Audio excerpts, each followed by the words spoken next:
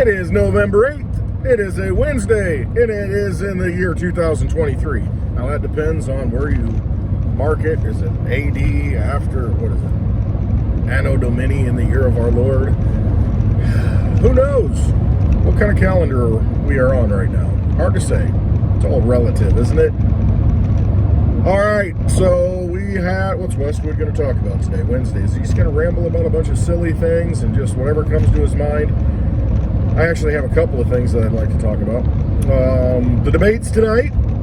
We have, 5 people who made the qualifier for the debate. Trump said he's not going to be on any more Republican debates for the nomination he's done. He's not even giving it energy, kind of creating his own reality, manifesting his own reality, and just saying it's insignificant. It doesn't matter. So he's going to have his own rally, I think, somewhere in Florida, South Florida tonight, during the debate, probably. Just doesn't care, he's on his own path. He's gonna do what he wants, and that's the way it is. Some people love it, some people hate it, but the numbers definitely reflect that most people are gonna vote for him. Nobody else has a chance. Nikki Haley's a warmonger. DeSantis should stay in Florida and run that state because he's more effective there than he could ever be in the White House. It's not worth it. He should not even try. I don't know who's pushing him to do it. Probably not a good idea, and it's not going to end well. More than anything, he stands to suffer from an embarrassing moment. The more you put yourself out there, the more you could have a moment that you can't come back from. And that's just the way it is. So, I don't know. I'd be careful. Look like Paulie P driving that truck. Bald head, sun shining off of it. Boom, there it was. Looking down at his phone. That's what it looked like. Paulie wouldn't do that, though. He's legit. All right. So, yeah, the Trump doesn't care. The debates don't matter. They really don't. And the people who are in them, it's probably just a grift anyway, just to get money for the campaign so that when they drop out, they'll have all that money in their coffers to do whatever they want to do with it. I don't know. I don't know how all that works, but it seems like you have people running that, what are they bothering for? Probably just to get some money. I don't know. We'll see. Binance. All right, that's the big thing. Binance is a huge exchange. A lot of cryptocurrencies are traded on it. I saw a lot of people think that they're going to be taken down. They're operating illegitimately.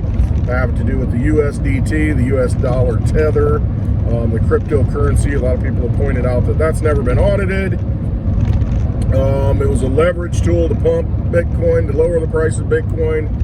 Completely manipulated. That's what the allegations are. But yesterday I saw that Binance on their X Twitter feed said you can put USDT with them in Binance Earn is what they call it. Maybe it should be called Earn, U-R-N, but it's spelled E-A-R-N. You can put it in Binance Earn, or it goes to dust. But you can put your USDT on there and get 13% annual percentage rate. 13! It's insane. So the last time this kind of thing happened, I remember, is when Celsius was doing it and BlockFi was doing it, where you could put your stable coins based in dollars and get a 13% yield. Which, why wouldn't you do that? I mean, right now what's your bank account yield if you put it in a bank? What if the bank goes under? Is it going to get backed up? Squirrel, number one. Is it going to get backed up? Oh yeah, we have FDIC insurance. Well, do the math on that, how much it holds, and takes a few banks and it's all gone. So you can have, you can put it in there.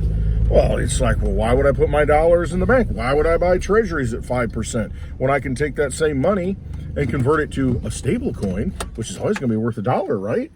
And I get 13%. That scares me to no end. I mean, I saw what happened with Twitter. I saw that changed. I saw what happened with Binance. Gosh darn it. I'm seeing the future here. I saw what happened with Celsius. I know some people who got wrecked in Celsius because, I mean, you're in 2021 thinking, wow, all my price of my cryptos are going up. What should I do with them? Should I cash out into cash and do something with it? Or should I just retire? I can just put $100,000, not even that, I mean, okay, so let's say you put $100,000 in, you made $100,000 in crypto. So you put it on Celsius, and at the time, it was something like 13% or 10%, it got down to 10% for USDC. So you could take that and get $10,000 a year. You could put that $100,000 in there, and they were paying you $10,000 a year back. I mean, that's a pretty good deal. Now imagine if you had $500,000, you did really well in crypto. You're making $50,000 a year just by parking that money. I could live on $50,000 a year.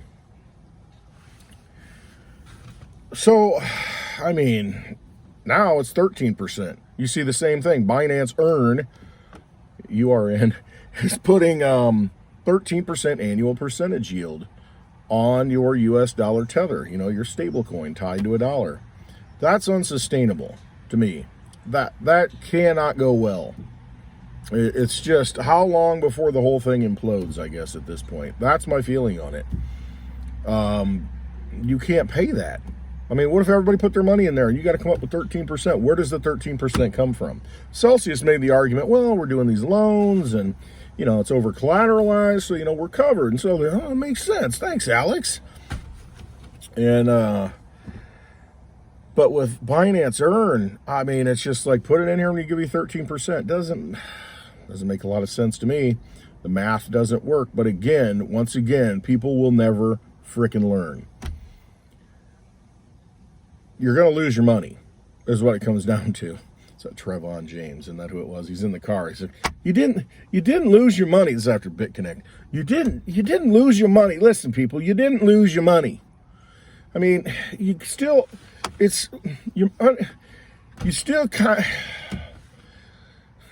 kind of lost your money. Yeah, you kind of lost your money. That's how he said it. You kind of lost your money. Yeah, no kidding. You lost your money, and you're going to lose your money again unless you've got the private key, unless you hold it. And I wouldn't be holding it in some stable coin because that can get regulated out of existence. There's so much coming that I don't know what's going to be legit because, they say, oh, the USDC is backed 1-to-1 with the dollar. Well, it's really not. It's tied to treasuries and bonds, and all this other stuff. It's not a 1-to-1 with the dollar. Not that that's a good thing, but if you think that holding dollars is a good thing and you think, oh, this is the same as holding dollars, is it? You might want to do your research. If you're holding, this is my perspective, if I'm holding any kind of digital assets, any kind of cryptocurrencies, I want it to be something operating on its own blockchain, independent, running its own code, and it's been running and tested and proven. Litecoin's been running over 12 years, nonstop, uninterrupted. DigiByte, been running almost 10 years, same thing, nonstop, uninterrupted. I would rather have it on those types of blockchains that have never failed. Completely independent of a centralized authority. I hold my private key. The blockchain secures all the coins. I have a private key. I can say, move those here, move those there. Take those out and put them somewhere. You can do whatever you want. You have control. You have custody of the private key. Don't be falling for these scams, is really what it comes down to. You're going to be, as we enter the bull market here, and we're in the bull market on the way up, and the blow off top, worst case scenario, I think is going to be October 2025. That'll be it. You better have sold by then or done something with it by then, because it's probably going to crash again, because that's what always happens. It goes up, everybody's excited, and then it does this. And we repeat the same 4-year cycle until that changes. I'm sticking by it. But by October 25, that's the worst case scenario to me. It's already peaked. I mean, you should have gotten out if you're going to get out, all that. But starting next year sometime, probably after summer, everything's going to just go up. And you're seeing it now. You see little things bubble up, but it'll start to really go up. All these things are going to start to go up. And, they'll go down a little bit, but the trend will be up, up, up, up, until it just has that blow off top to where that's it. It's over. Can't put any more money into it. Nobody else is coming into it. And some people will say, this time's different. Oh, we've got all this regulation, and we've got the ETFs, and we got all this stuff. I think what's going to happen is you're not going to be able to get your Bitcoin. If you have Bitcoin in your own possession, that's one thing. And you've got the private key, that's one thing. But if you're putting it on an exchange trying to get yield, if they roll your pension into Bitcoin, it's going to be just as easy, or I should say as hard, to get that Bitcoin out as it is to get your pension out. You're going to pay penalties. They're not going to want you to take it out of that system. They're going to want to lock that Bitcoin up in that control mechanism system. So if you don't have it and you think you're going to buy it soon, a day coming real soon, you'll be able to buy it, but it'll be stuck on a platform somewhere, and you're not going to be able to get it out. And if you can, it's going to cost you a lot. You're going to have to wait. I mean, I don't think things are going to be the same to where you can just go out and buy it. And I see it's already changed. If you can get it and get it now and have it in your possession, have the private key, just hold it. You're golden. You'll have a useful tool in this digital system when we transition over. But I mean, they're going to use this cryptocurrency as backing for all the debts and all the malfeasance and all the corrupt, schemes that they've created over the past 110 years. And they're going to use cryptocurrency to mop it up. Thing is, they're probably not going to let you get your crypto out once it's in that locked in system. Now, you've got your blockchain based system, where you can access it directly on the blockchain, but you can enter their vampire digital casino where, oh, look, I got 1 Bitcoin. That's my retirement. Can you take it out and withdraw it into your own wallet? Oh, well, no. I mean, yeah, but, well, how do I do that? Yeah. And then you go and ask the question, how do I get it out of here? And put it into, well, see, are you 59 and a half years old? Are you 62? Are you this and that? Well, if not, then it's going to cost you this. It's going to take this long. It's going to be all these hoops you got to jump through. Basically, it's not your money. You're locking it up with them. That's just how I see it going. They'll have all the gateways, all the ramps on and off controlled, and they'll basically control your energy and not let you move it. So it's important right now. What are the things that you can have in your possession that you can control? Because if you can control them now, most likely you're going to be able to control them then, even though they lock everybody else into that system. You can control your private key to Litecoin. You can control it to DigiByte. You can control it to Bitcoin, but I see a point where transactions are going to get so expensive that if you've got $1,000 in Bitcoin, it's not worth holding it because it's going to cost you $50, $100 just to make a transaction. So your Bitcoin goes away unless you're taking it all out at once and doing something with it. Okay, let's say it's a $100 transaction. Okay, you took a 10% haircut on your savings if you got $1,000. But let's say I got to send it to 3 different places. Oh, now you're screwed because you're taking $300 in transactions and you got $700 left. Doesn't make sense, and that's what will happen though. Oh, no, it won't. We'll have layer 2. Layer 2 is a failure. It's already got security flaws. I mean, Lightning Network, they've been working on it forever, and it's still not functional reliably. So don't put your, and that's not Bitcoin. That's not the same thing. It's on a layer 2. It's not decentralized. It's a centralized organization, basically.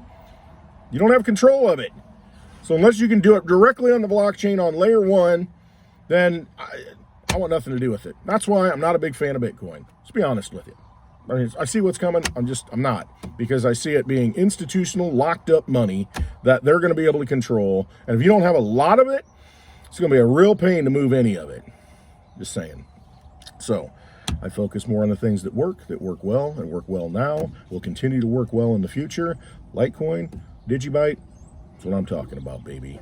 Dogecoin, same thing. You use Dogecoin's fine. I don't resonate with it. It's an unlimited supply, and it's just, I mean, it doesn't have the scarcity built into it like Litecoin and DigiByte. That's my only thing with it. Dogecoin's fine. I'll use it, but it's just, I don't, if you're gonna, I like the finite supply. I like the rules defined where I know how many they're going to be, and that's it.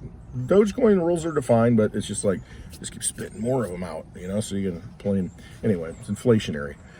All right, things to think about. Don't give anyone your crypto. Just like saying, hey, can you hold my silver for me and take care of it? Well, I kind of had to use that silver. I got in a pinch. I was going to pay it back. I mean, you take possession of your wealth. Take possession of it now Do things now so you know that you have access to those things and you can use those things when things really get wonky. And they're probably going to get wonky pretty soon. I would make sure that you've got it, and if you're hesitating, get it offline. Get it out of the exchanges. Get it into your own personal wallet. Just get it, know how to use it, know how to back it up. Very important. At some point, you don't want to get locked into the digital vampire matrix. Most people will, because they still have their assets in that system. They're going to get rolled over into the digital system, and that's just what's going to happen. And they're going to be screwed. That's the way it is. Don't get screwed. All right. I love you all. I really do.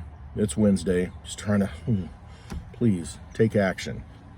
Don't hesitate. Now is the day. You know, if you thought, oh, I'm going to do this. Yeah, I got to get that off the exchange. I got to withdraw that. I just don't know how. Just do it. Figure it out. Do it.